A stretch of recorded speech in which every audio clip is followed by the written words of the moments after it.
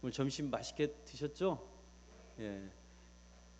제가 처음으로 참 냉이 김치라는 걸 처음 먹어봤습니다. 근데 오늘 우리 또 이구역 식구 중에 황 집사님과 또 장 집사님을 통하여 이렇게 처음 너무 맛있게 먹어봤고, 또 시래기국은 겨울에 먹으면 보약이라고 하잖아요.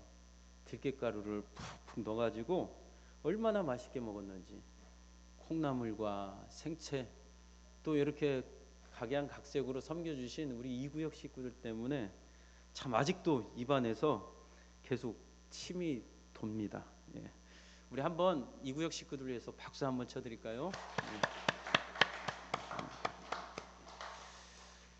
오늘 말씀 제목을 우리 따라하도록 하겠습니다. 금년에도 은혜로 살았습니다.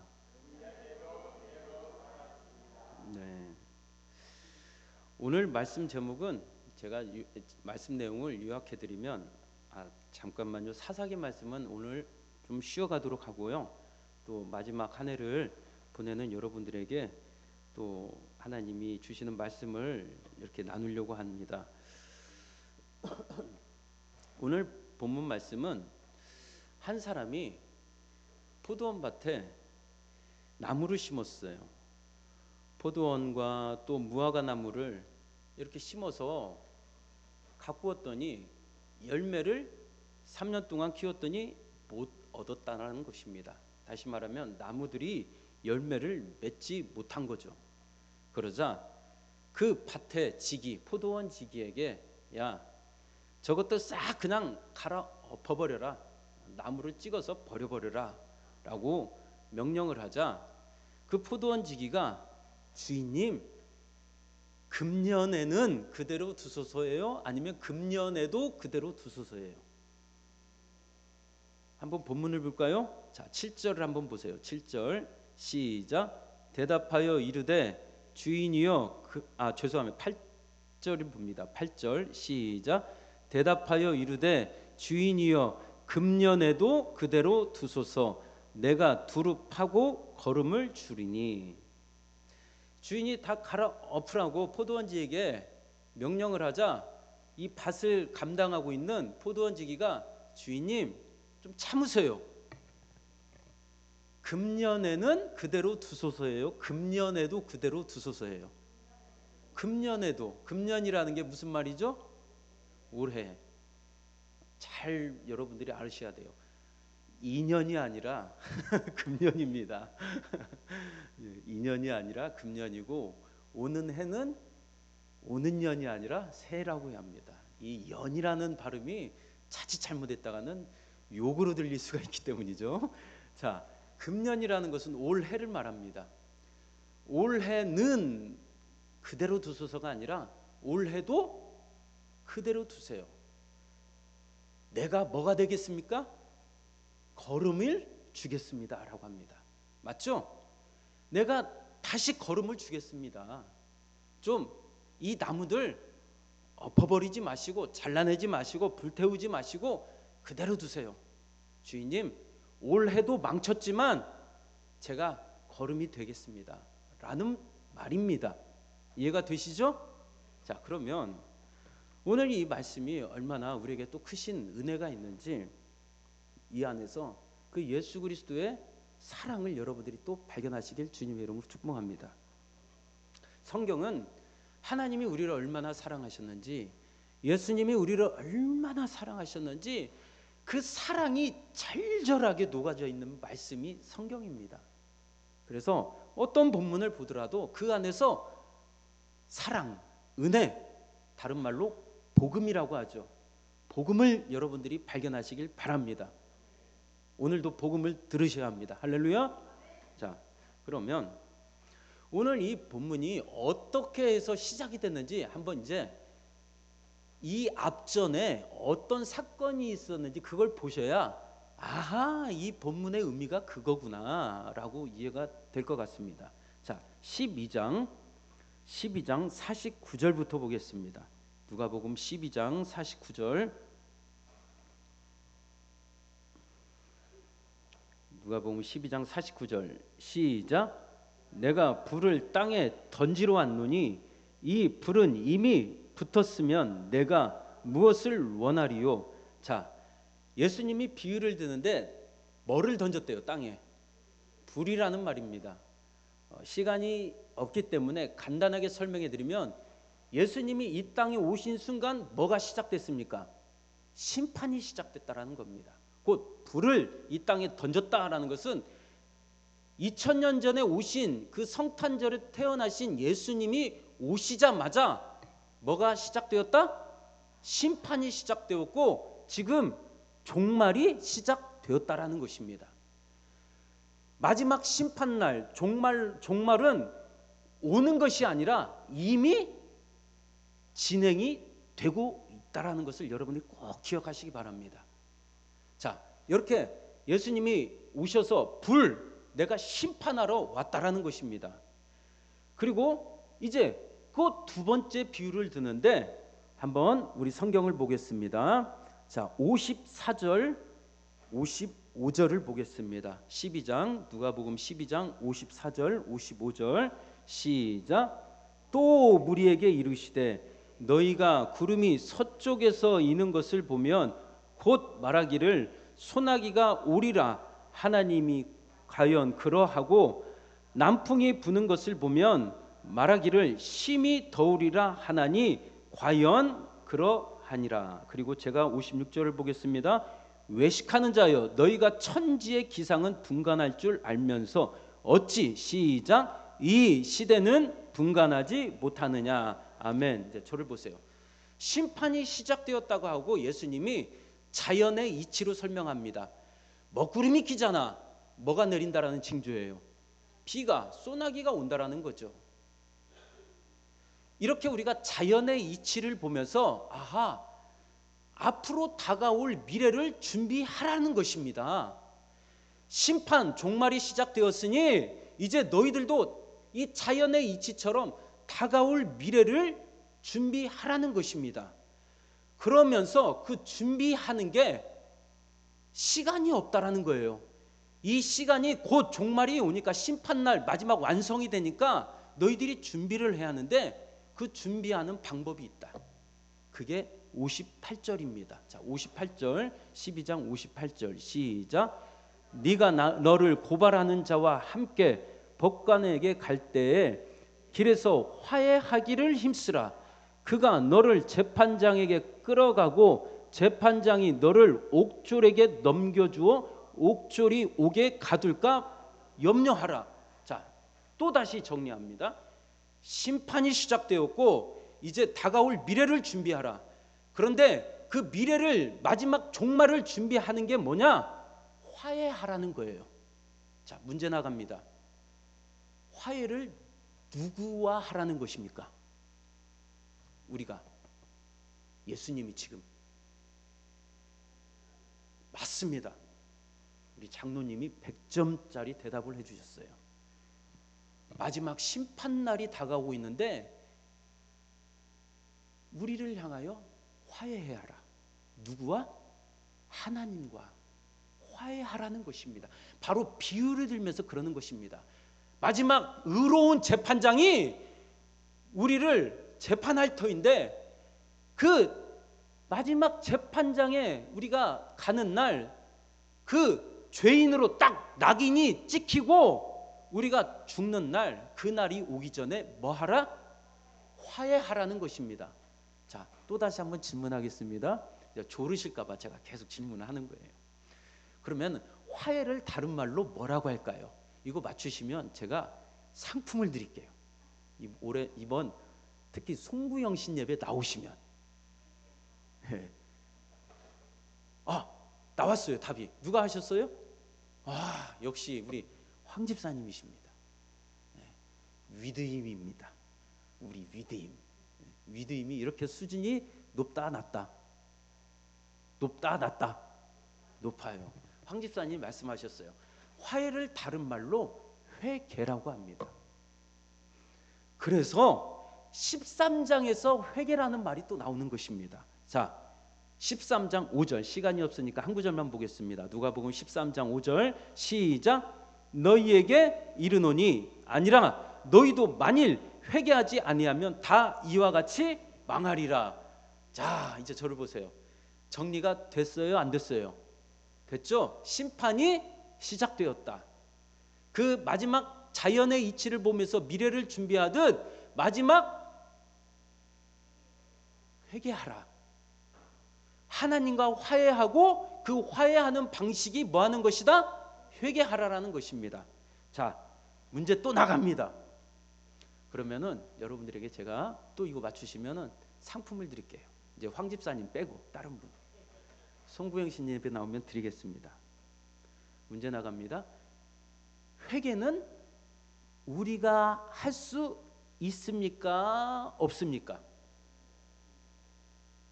회개는 우리가 할 수 있다 1번, 할 수 없다 2번.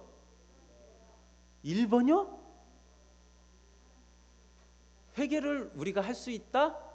맞습니까? 예? 우리 강문사님이 말씀하신 것 같아요. 회개는 누가 하는 것이다? 하나님이 성령의 역사로 말미암아 우리를 회개하게 하는 것입니다.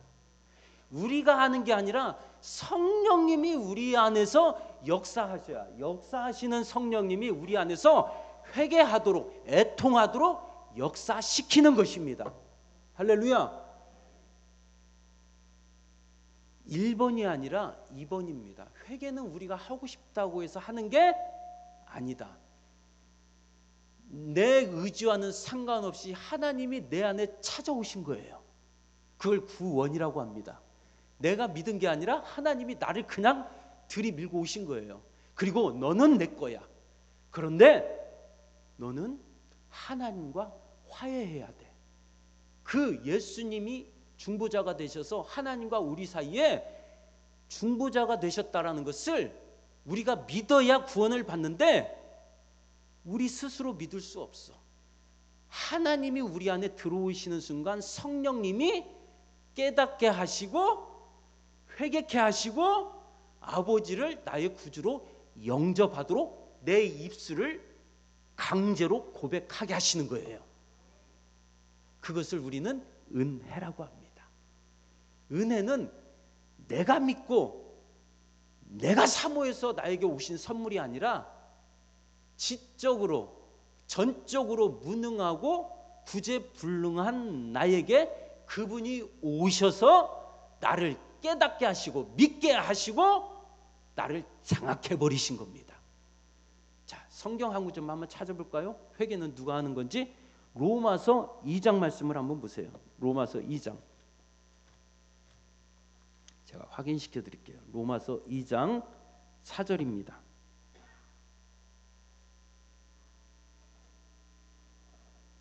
로마서 2장 4절 신약 241쪽입니다.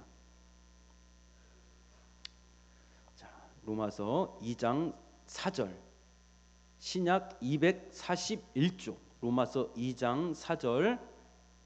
자, 우리 다 같이 한번 합독할까요? 시작. 혹 내가 하나님의 인자하심이 너를 인도하여 회개하게 하심을 알지 못하여 그의 인자하심과 용납하심과 길이 참으심이 풍성함을 멸시하느냐. 아멘. 저를 보세요. 무슨 말이냐?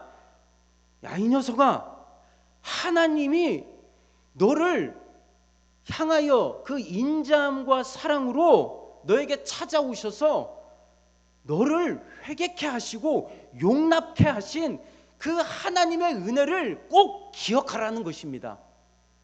회개를 누가 시키셨다? 하나님이 시키신 거예요. 자, 그러면은 다시 한번 이제 정리하겠습니다. 누가복음 13장 이제 말씀을 펴놓고 저를 보세요. 이제 거의 끝나갔습니다. 마지막 종말이 시작되었고 그리고 그 마지막 심판날을 하나님이 우리에게 경고했습니다. 창조주와 화해하라. 회개하라. 그 화해하는 방법이 회개의 수단인데 그 회개는 누가 하시는 것이다? 하나님이 하시는 것이다. 할렐루야.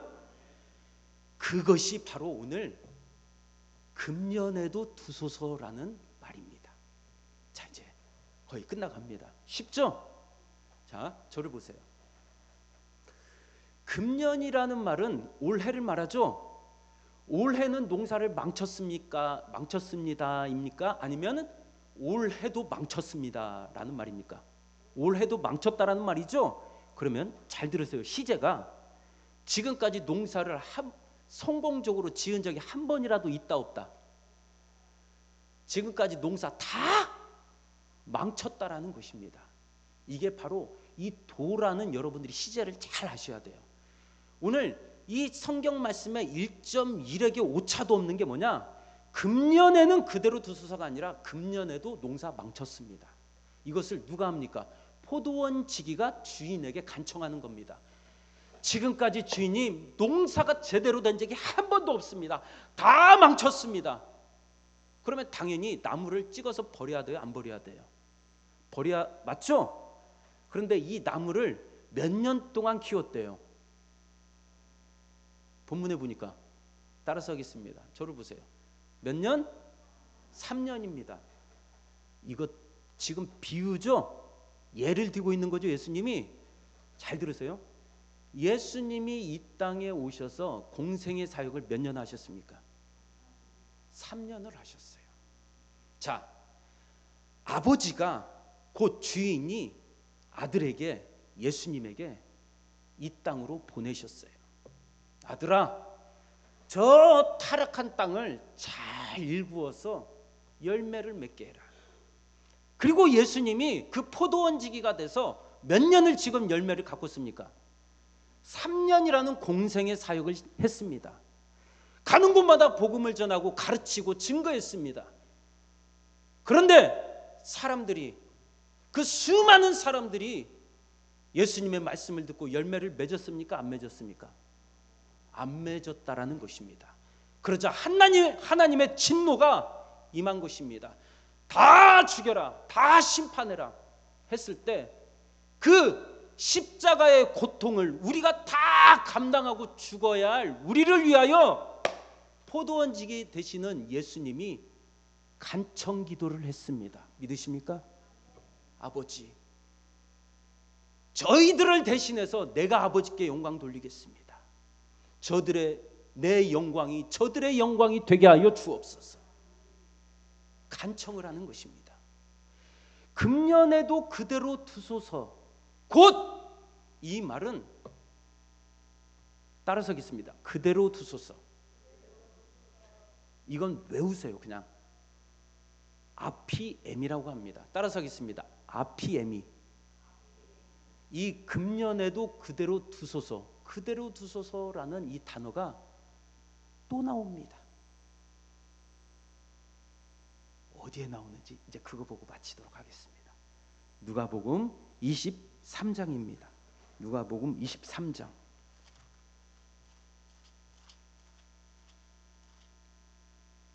(23장) 34절.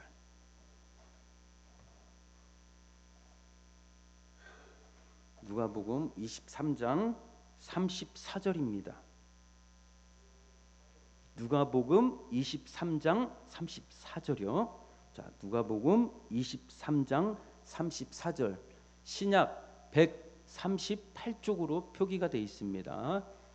자, 다 찾으셨으면 누가복음 23장 34절 시작. 이에 예수께서 이르시되 아버지, 저들을 사하여 주옵소서. 자기들이 하는 것을 알지 못함이니이다 하시더라. 그들이 그의 옷을 나눠 제비 뽑을세. 할렐루야. 저를 보세요. 그대로 두소서 했을 때 그대로 두세요 라는 아피에미가 오늘 이 23장 34절에서 나오는데 그 내용이 뭐냐? 따라서 하겠습니다. 사하여 주옵소서. 이게 아피에미 같은 말입니다. 자, 이제 말씀을 정리하겠습니다.